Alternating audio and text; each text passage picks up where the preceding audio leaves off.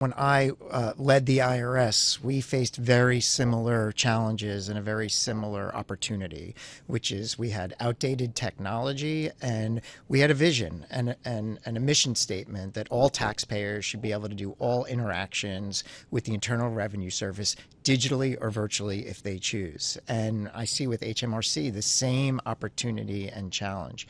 Now, what works well in government and in institutions, based on my own experience, is to look at, first of all, what works well in a crisis. In a crisis, governments move quickly.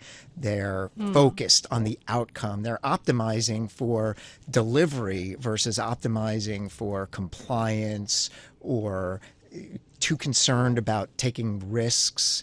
And so what I really think is where HMRC is headed is to shift the focus to that ultimate delivery and that outcome and try to move away from a focus on the requirements, the process, and try to get everyone on board with that relentless pursuit of the outcome. What about the cost of all of that? I saw a recent estimate from last year showing that it now costs over £20 billion a year to administer tax, most costs falling on businesses. Surely that's not value for money.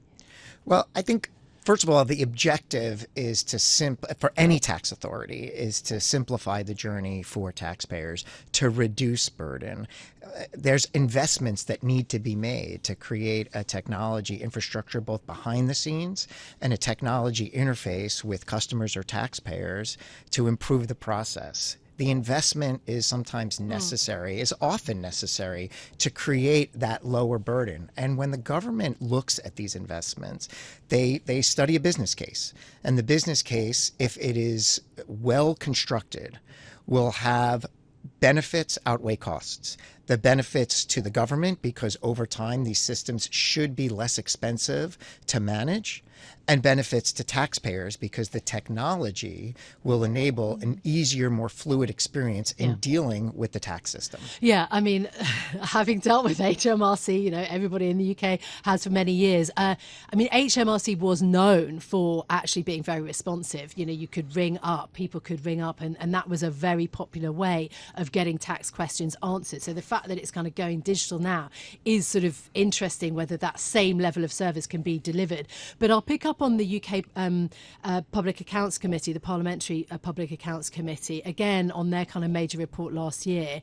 The line that was interesting is that the legacy systems that HMRC has are acting as a constraint on its use of AI. I mean, you're nodding, I'm sure you know about this, that it makes it vulnerable to the use of AI by bad actors. Now, this was last year. Things are moving very quickly. What's your assessment of those risks? Two, massively sensitive data of taxpayers in Britain. Yeah, look, I am in agreement with a lot of tax experts around the world that AI presents unique opportunities and unique risks to the tax system. AI is going to enable tax authorities to do things much more efficiently, with much more fidelity. They're going to be more accurate than they've ever been before with speed.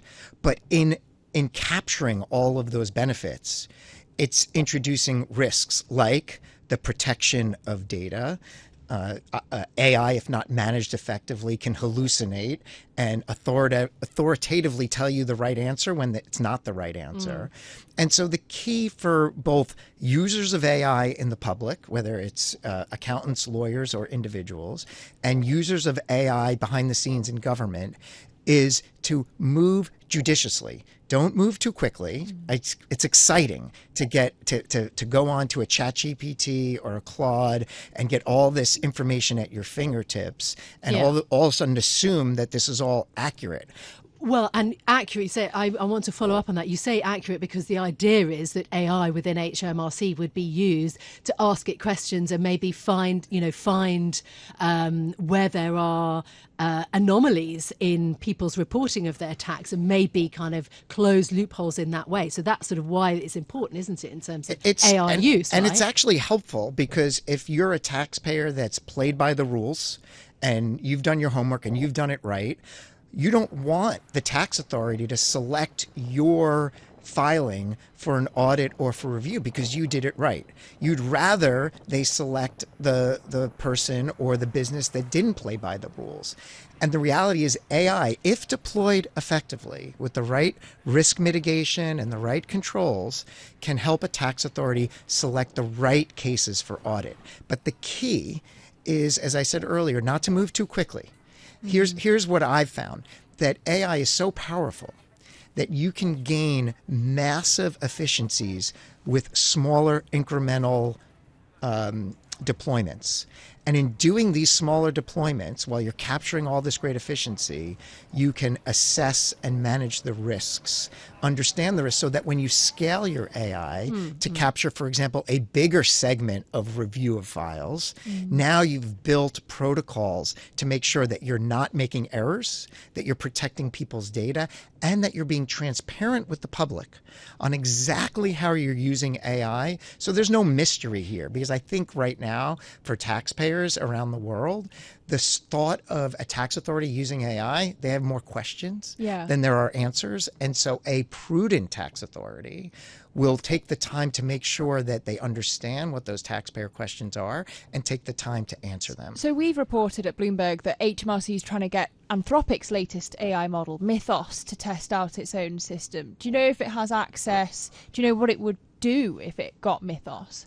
I don't have information about that other than to know that in the conversations that I've had, they are very keen to make sure that they understand the risks, that they, just as I described, this approach of going judiciously in smaller increments, which will unlock a lot of value, but studying those increments to make sure they know exactly what the opportunities and risks are.